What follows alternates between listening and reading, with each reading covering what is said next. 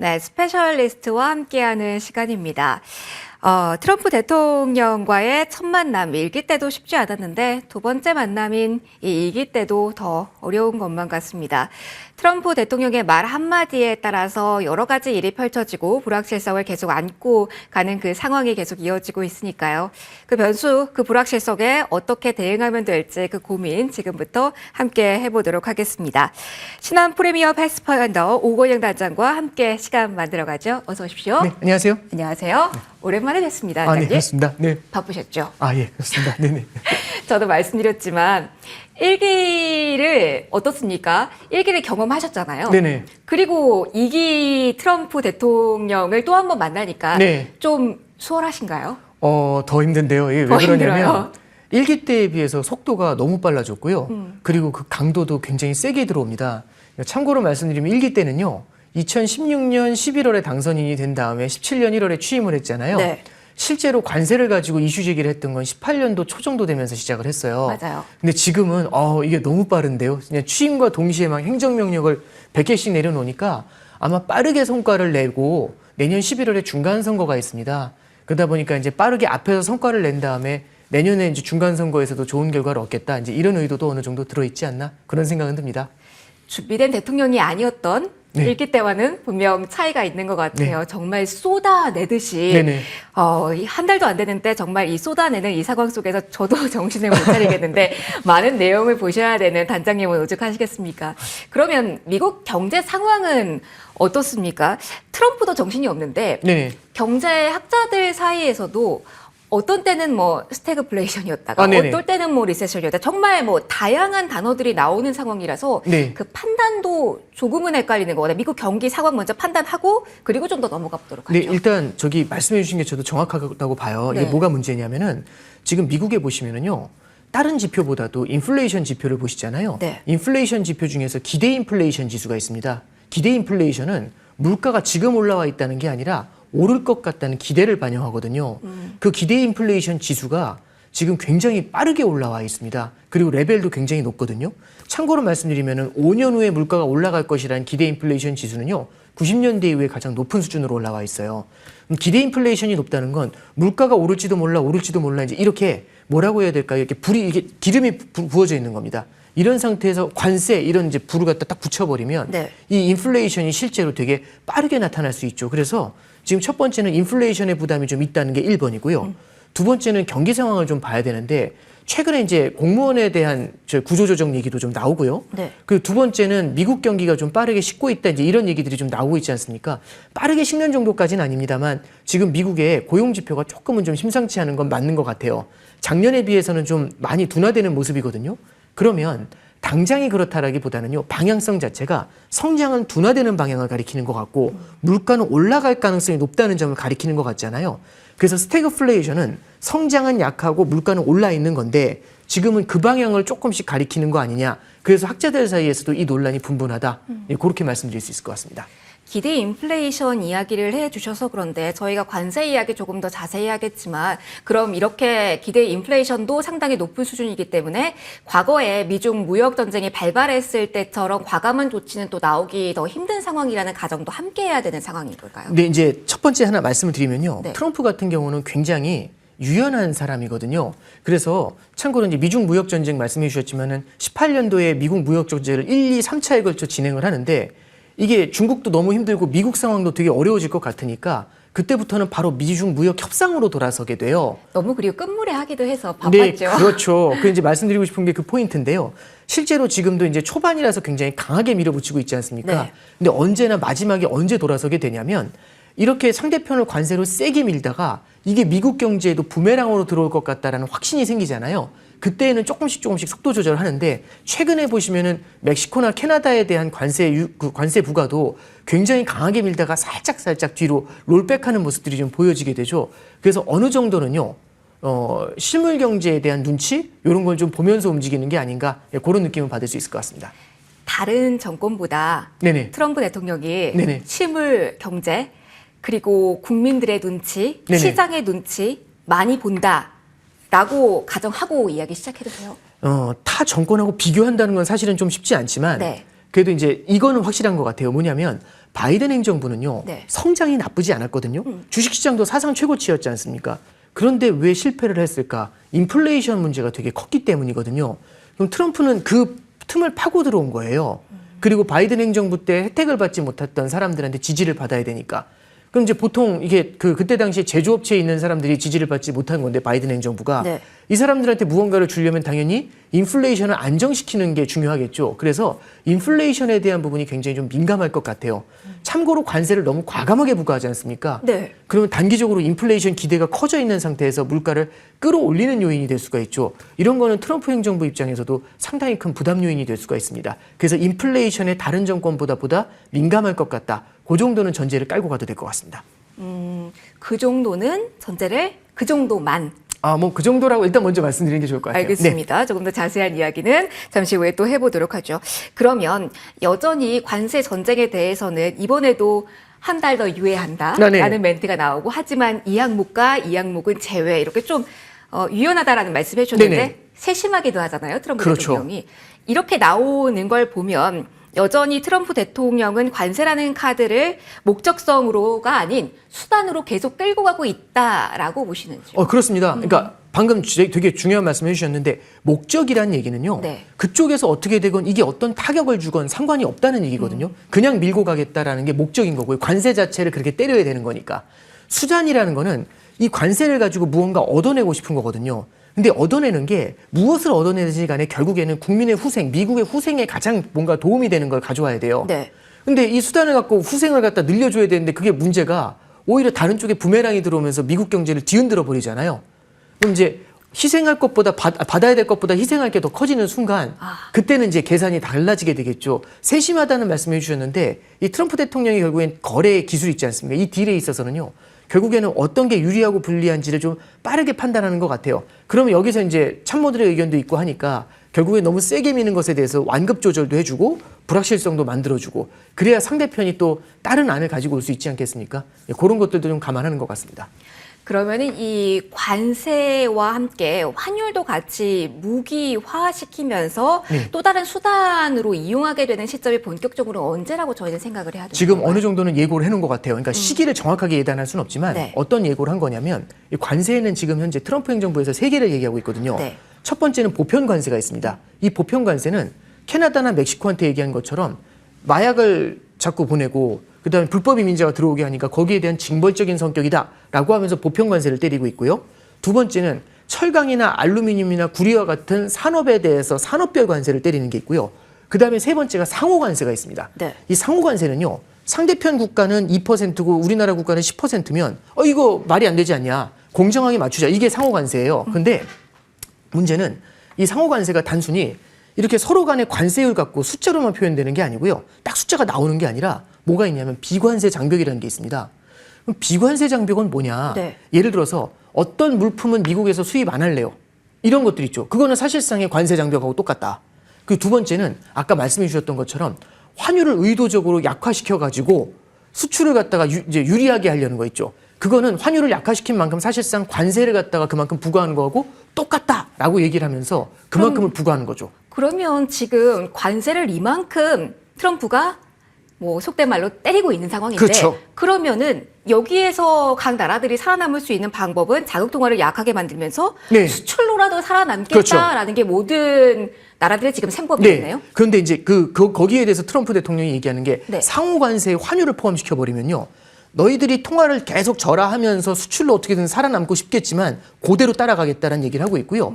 특히 한 3일 전에 뭐라고 얘기했냐면 중국하고 일본 같은 경우가 자국 통화를 절하시켜가지고 자국 통화를 약화시켜가지고 미국 경제에 피해를 주는 대표적인 국가다. 이런 국가들은 관세로 응징하겠다. 이런 얘기를 하거든요. 그 얘기가 여기서의 관세가 방금 말씀드렸던 그 상호 관세가 되는 겁니다.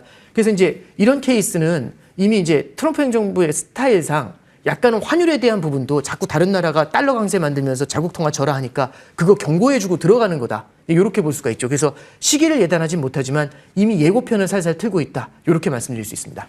그러면은 달러라는 이 가치에 대해서 트럼프가 원하는 방향성에서도 좀 알 필요가 있을 네. 것 같은데 이게 너무 헷갈려요. 사실은 강한 달러에 대해서만 네네. 저는 그동안 생각해 왔어요. 네네. 근데 이게 아닌 것 같아요. 이게 관세도 복잡하고 전 정말 단장님 모르겠습니다. 네. 약한 달러에 대해서도 생각을 하는 것 같고 어느 정도 강한 달러도 생각을 하는 것 같고 이 바운더리가 있는 것 같거든요. 이것 좀 도와주세요. 바운더리가 있으면 저도 있을 것 같긴 한데 네. 저도 그 바운더리까지는 모르겠지만 네. 이렇게 정리를 해드릴게요. 예, 헷갈리시는 이유가 저도 되게 어려운데 이게 미국 행정부 입장에서는요 달러의 패권을 유지해야 되니까 강달러가 필요해요. 그죠? 패권을 유지하려면 달러가 강해야 됩니다. 그래야지 이 달러에 대한 인기가 유지되거든요. 특히 지금처럼 러시아를 중심으로 해서 중국하고 브릭스가 블록으로 떨어져 나가서 달러 말고 다른 통화 쓸게요 이렇게 하면서 달러에 대한 도전이 있을 때는 달러가 강해져야 돼요. 근데 이제 문제는 뭐냐면 달러가 세다 보니까 수출이 안 돼요. 그럼 수출이 되려면 약달러가 돼야 되거든요. 그래서 트럼프 행정부에서는요 달러 패권을 위해서는 강달러, 수출을 위해서는 약달러. 그래서 강달러와 약달러가 동시에 필요해요. 그럼 이걸 어떻게 가져가냐라는 질문이 되시는 두 거거든요. 마리 토끼는 잡을 수 없잖아요. 그렇죠. 그러면 이제 어떻게 하냐면 신용을 할 수가 있어요. 그러면 예를 들어 이런 거죠. 당장 어떤 게 더 이슈가 되냐. 그래서 이제 얼마 전에 그 스콧 베센트라고 재무장관이 나와서 뭐라고 얘기하냐면 트럼프 행정부는 강달러를 원합니다. 딱 이렇게 얘기를 해요. 근데 그 뒤에 뭐라고 얘기하냐면 다른 나라가 자국 통화 약세를 만드는 건 원하지 않습니다. 이런 얘기를 해요. 이 잠깐 들어보면 환율은 상대 가치예요. 다른 나라 통화가 약하잖아요. 네. 그럼 달러가 강해요. 그러니까 이제 이 얘기죠. 트럼프 행정부는 강달러를 원합니다. 근데 뒤에 뭐라고 얘기하냐면 강달러를 원하지 않습니다. 이렇게 얘기하죠. 아, 어렵네요. 헷갈리죠. 이게 무슨 얘기냐면은 이런 겁니다. 강달러는요, 약간의 립서비스입니다. 우리는 의도적으로 약달러를 만드는 거 아닙니다. 시장 원리에 의해서 약달러가 만들어지는 건 어쩔 수 없지만 의도적으로 약달러를 만드는 건 아닙니다. 이런 얘기를 하고 있는 거거든요. 그래서 당장은 교육 쪽에 포커스를 맞추면서 약달러를 가져가려는 의도는 좀 보이는 것 같고요. 그래서 아까 말씀드린 게 일본이랑 중국은 자국 통화를 절하시켜가지고 수출을 유리하게 하고 있다고 했잖아요. 관세를 응징하겠다고. 네. 그러면 일본하고 중국의 통화가 약하다는 얘기는 반대편에서 달러가 강하잖아요. 근데 그걸 가만두지 않겠다는 얘기는 일본과 중국 통화를 강세로 만들면서 달러를 약세로 가져가겠다. 이런 거를 그러니까 국지전에서는 이제 내심은 약달러를 원하는데 겉으로는 강달러 이렇게 얘기를 하니까 우리가 봤을 때는 되게 헷갈려 보이는 거죠. 네. 그래서 단기적으로는 약달러에 좀 더 포커스를 두고 갈 것 같고요. 그러다가 이제 달러가 너무 어려울 것 같다. 그리고 달러 패권이 힘들 것 같다. 이러면 또 이제 강달러로 수시로 전환할 수 있죠. 그러다 보니까 트럼프 1기 행정부 때도 환율이요 요동을 쳤어요. 강달러가 아니라 강약 이렇게 요동을 쳤거든요. 그래서 트럼프 행정부의 환율 정책은요 변동성, 유연성입니다. 그렇게 보시면 될 것 같아요. 단장님 저희 자주 만나야겠네요. 네네. 환율 전망이라고 하기가 좀 어려운 상황이다 보니까 계속 공부를 저희도 해야 될 것 같습니다. 네. 그럼 이 환율이라는 정책에 있어서 문득 생각해 보니까 그러면 단장님 일본이 변수인가요? 그렇죠. 변수가 왜냐하면 되죠. 다른 나라 대부분은 지금 뭐 22도 금리 인하 있고 네. 다 인하 기조인데 일본은 아니지 않습니까? 네, 그렇죠. 일본은 지금 금리 인상을 하고 있죠. 네. 그래서 인상을 언제 하냐의 문제가 되는 건데요. 네. 일본이 처해 있는 상황은 딱 이거예요. 일본은요, 금리를 인상해야 엔화가 강세가 되고 엔화가 강세가 돼야 지금 물가를 잡을 수 있어요. 일본의 소비자 물가 지수가요, 식품을 포함하면 4% 오르고 있거든요. 우리나라가 지금 2% 올라요. 그러니까 이게 별로 안 놀라실 수도 있지만 이게 우리나라보다 일본 물가가 2배 더 오른다는 건 정말 저처럼 오랫동안 마켓 본 사람들은 놀라는 일이거든요. 도착화가 이미 된 거죠. 그렇죠. 그러니까 이제 인플레이션이 진행이 되고 있는데 그래서 엔화 약세를 추가로 진행하기 쉽지 않아요. 그럼 금리를 인상해서 엔화 약세를 막아줘야 되거든요. 근데 이제 금리를 인상했는데 이제 엔 강세가 되잖아요. 근데 문제는 그겁니다. 시장에 있는 참여자들이 대부분 다 엔 강세가 될 거라는 기대를 갖고 있어요. 그런 상태에서 일본이 엔 강세를 가져가면 엔 강세가 되게 빠르게 진행될 수 있거든요.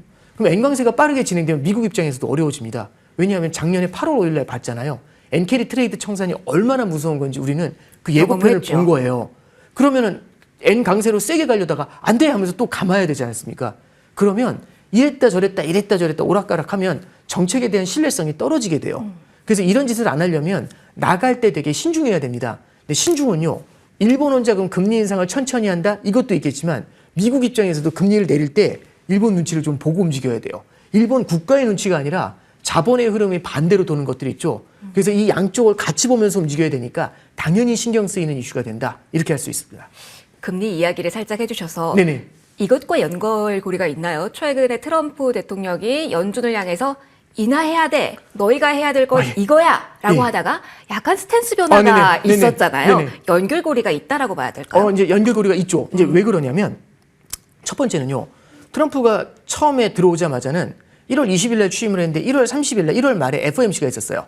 그래서 딱 그 FOMC 전에 연준은 금리 인하해야 된다. 이렇게 했는데 1월 30일 날 금리를 동결했거든요. 네. 그랬더니 트럼프 대통령이 맹비난하는 거죠. 많이 원하셨죠. 아, 이게 뭐 하는 짓이냐. 네. 너희들이 실수한 걸로 지금 모두가 피해보고 있다. 이렇게 얘기하고 맹비난을 했는데 딱 그 다음에 3, 4일 지나서 인터뷰할 때는 금리를 동결한 건 적절한 조치였습니다. 이렇게 얘기를 하거든요. 잘했어. 예, 이죠. 그런 거죠. 이게 뭐냐라고 해서 보니까 이게 지금 인플레이션에 대한 기대가 높아지고 있을 때 연준이 금리를 인하하는 것도 문제지만 또 하나는 정부가 연준한테 금리를 인하하도록 강요하는 거에 연준이 딸려가잖아요. 네. 그럼 인플레이션의 파수꾼이 사라지는 겁니다. 그럼 기대 인플레이션이 더 높아져요. 그래서 트럼프 입장에서 이건 조심해야 되거든요. 그래서 벨센트 재무장관이 이 얘기를 정확히 해요. 우리는 연준을 압박하지 않는다. 연준의 기준금리를 압박하지 않고요. 대신에 미국의 시장금리가 있습니다. 사실 연준의 기준금리는 하루짜리 금리라서요. 연준하고 시중은행들 간의 금리예요. 이것보다 우리가 실제로 현실에서 만나는 금리는 미국의 10년 국채금리를 많이 만나거든요. 그래서 10년 국채금리를 잡아내리는 게 목표다라고 얘기를 하고 있어요. 최근에는 이 10년물 국채와 많이 연동이 되고 있나요? 그렇죠. 그래서 실제로 에너지 가격을 끌어내리고 은행들의 규제를 풀어가지고 10년물 국채금리를 낮춰주잖아요. 그럼 실물 경제에는 10년물 국채금리가 내려오는 게 효과를 줘요. 근데 이제 말씀드린 게 뭐가 문제냐면 10년물 국채금리가 내려왔을 때는 이렇게 내려온 금리가 또 인플레이션을 자극할 가능성 1번. 두 번째는 이렇게 금리가 내려온 게 엔캐리 트레이드를 자극할 가능성. 왜냐하면 지금 일본의 10년 국채금리 금리가 빠르게 올라오고 있거든요. 그래서 내릴 때도요. 이 미국도 움직일 때 신중해야 되고 일본도 움직일 때 신중해야 되고 양쪽에 같이 이제 뭐라고 해야 될까요? 아슬아슬한 게임을 해야 되는 그런 상황입니다. 양국 간의 밀월 관계라고 해야 될까요? 친밀도가 그 점에서 높아질 가능성도 있겠네요. 일단 첫 번째는 물론 이제 중간에 네타냐후가 끼어들긴 했지만 네. 이시바 총리가 트럼프 취임 이후에 갖는 첫 번째 정상회담이었고요. 이시바 총리가 넘어갔고 이미 그 전에 일주일 전에 가토 재무장관이 넘어가서 베센트 재무장관하고 둘이서요. 환율에 대한 얘기들을 되게 많이 긴밀하게 협조하고 있다는 얘기를 해요. 그 얘기는 지난주에도 나왔거든요. 그럼 이 얘기는 뭐냐면 엔화 환율이 움직이는 것에 대해서 그리고 달러 대비 엔화 환율이 움직이는 것에 대해서 실제 미국하고 일본하고 같이 상당히 많은 공유와 공조를 하고 있다. 이런 점을 우리가 눈여겨봐야 될 것 같습니다. 그렇다면은 트럼프 정부가 지금 궁극적으로 원하고 있는 건 연준의 힘이라고 할까요? 연준이 무언가 액션을 취하지 않아도 자신의 정책만으로도 어느 정도의 성과를 이루는 것이라고 봐도 무관할지요. 네, 그렇죠. 이제 뭐냐면 연준을 굳이 막 이렇게 뭐라고 해야 되죠? 압박해가지고 금리를 인하하게 되면 중앙은행의 독립성, 인플레이션 기대 확산, 이제 오히려 부작용이 크다 보니까 아까 말씀드린 것처럼 이게 얻는 것과 잃는 것이 있는데 잃는 것이 더 클 거라는 생각을 하는 거예요. 그러면 이제 연준을 굳이 압박하는 것보다는요. 다른 쪽에서 시장 금리를 잡아내리는 쪽에다 포커스를 두면서 움직이는 게 지금 트럼프 행정부 입장에서 좀 더 낫다. 이렇게 판단하고 있는 것 같습니다. 이렇게 그러면 너무나도 강력한 드라이브. 네네. 단장님, 저희가 한 중간 선거 정도까지만 대비한다라고 일단은 보면 괜찮을까요? 그러니까 저도 내년까지는 모르겠지만 네. 어떤 게 있냐면 내년 11월에 중간 선거잖아요. 네. 그러면은 바이든 행정부의 실패 요인이 인플레이션이지 않습니까? 그럼 관세라는 건 인플레이션을 자극할 수가 있어요. 근데 이런 게 있습니다. 소비자 물가 지수라는 건요. 전년 대비 올해예요. 그러면 올해 예를 들어서 관세를 높인 다음에 유리한 협상을 가져가요.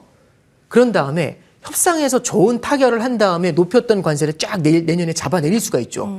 그럼 올해는 일시적으로 물가가 올라올 수도 있지만 내년에 만약에 관세를 낮춰줘가지고 물가가 내려오게 되면은 내년에 중간선거 하기 전에는 물가를 안정시켜 놓으면서 미국한테 유리한 협상안으로 가져올 수는 있지 않습니까? 그래서 실제 왜 이렇게 서두르냐라고 한다면 네. 이게 인기를 끄는 것도 되게 중요하겠지만 그런 타임라인도 어느 정도는 고려를 하고 있는 것 같아요. 저도 그래서 외신에서 그런 비슷한 내용을 봤을 때 일리가 있는 얘기다라는 느낌을 받았습니다. 물론 내년 중간선거만 보고 움직인다. 이거는 좀 과한 표현인 것 같고요. 대신에 그게 상당히 중요한 전술적인 타겟팅이 되고 있다는 거는 제 생각에도 팩트인 것 같습니다. 그런 가정하에 연준의 단기간의 스탠스는 동결일 가능성에도 무게를 둘 수 있는 걸까요? 근데 이제 저도 그렇게 보고 있는데요. 결국에는 연준은 인플레이션을 바라봐야 돼요. 그래서 트럼프 행정부에서 아무리 뭐라고 해도 만약에 물가가 다시 뛰어오르게 되잖아요. 그러면 지난 5년간 해왔었던 공이 수포로 돌아갑니다. 그래서 단순히 그런 압박 정도에 움직이는 것보다는요. 인플레이션 기대가 커지는 것들 있죠. 지금 사실 연준이 바라보는 미국의 소비자 물가 지수가요. 2%를 넘은 지가 벌써 4년이 됐어요.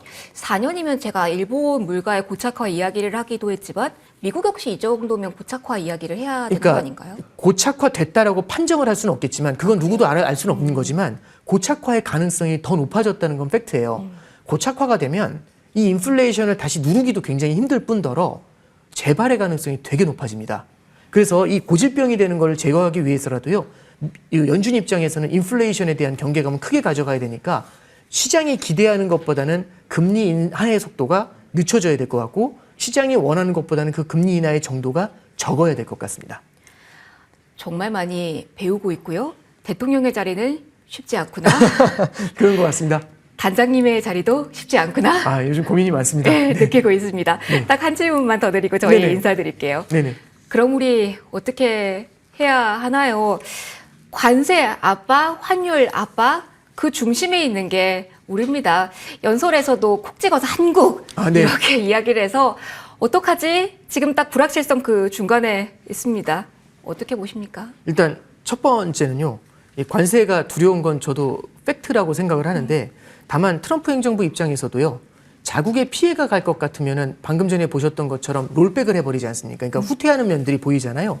결국에는 우리나라도 그 틈을 타는 게 되게 중요할 것 같아요. 그러니까 우리나라가 미국에 얼마나 기여를 하는지를 보여주면서 거기서 조금이라도 유리한 협상안을 가져왔을 때 다른 관세를 맞더라도 다른 나라보다 적게 맞으면 이게 물론 힘든 일이긴 합니다만 불행 중에 다행이라는 말은 나올 수 있지 않습니까? 상대 경쟁력일 수 있으니까요. 그러네요. 그래서 그걸 하나 보실 필요가 있는 것 같고요. 두 번째는 투자자들 관점에서 이런 게 있습니다. 무언가 한쪽에 너무 쏠려가는 느낌이 되게 강해요. 이 테마나 아니면은 특정 지역에 쏠리는 게 예를 들어서 미국 주식 쪽으로의 쏠림이 굉장히 강하지 않습니까? 네. 저는 꼭 좀 말씀드리고 싶은 게 올해 1, 2월의 분위기를 보면은 미국보다는 오히려 드디어 오랜만에 재정 적자를 늘리면서 경기 부양에 나서겠다고 하는 유럽이나 중국이나 이런 쪽의 자산 시장이 되려 더 강한 모습을 보여줬거든요. 네. 물론 이런 시장이 중장기적인 관점, 추세적인 관점에서는 미국보다 약하다는 건 저도 동의를 합니다만 주기적으로 일시적으로는 이런 쪽에서도 올라올 때가 있어요. 그래서 이제 말씀드리고 싶은 거는요. 포트폴리오에 너무 한쪽 비중을 가져가는 것보다는요.